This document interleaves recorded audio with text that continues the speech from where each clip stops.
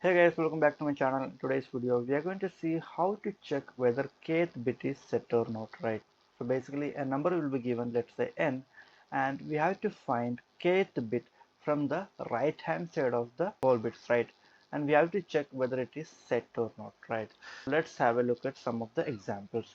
Let's say n is 4 and k is 0 given, right? Binary representation of 4 will be 0 1 0 0. 0th bit will be the last bit, and we have found that it is not set, right? So the answer will be no.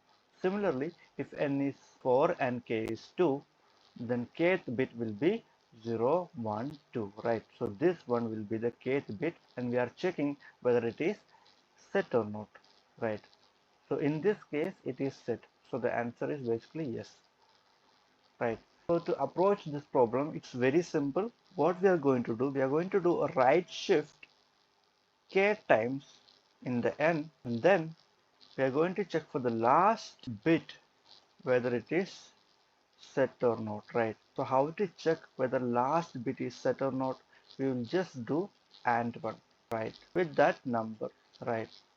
So that's how we are going to do the shifting operator and then and one operation, right? So the code is pretty simple. Let's say n is given, so I'm keeping n in num, right? Why? Because see, I'm changing num and I don't want to change the input that is given, right? So I'm storing it in some variable called num, and then I'm changing num. So how I'm changing? I'm basically shifting all the bits to the right hand side k times.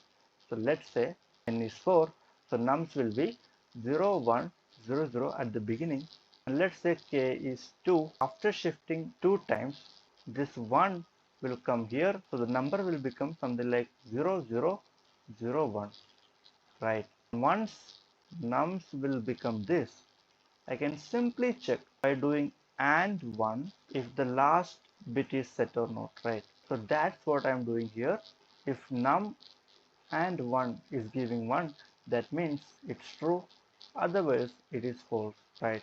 So that's it for the video. If you like the video, hit the like button, subscribe to my channel. Until next time, see ya.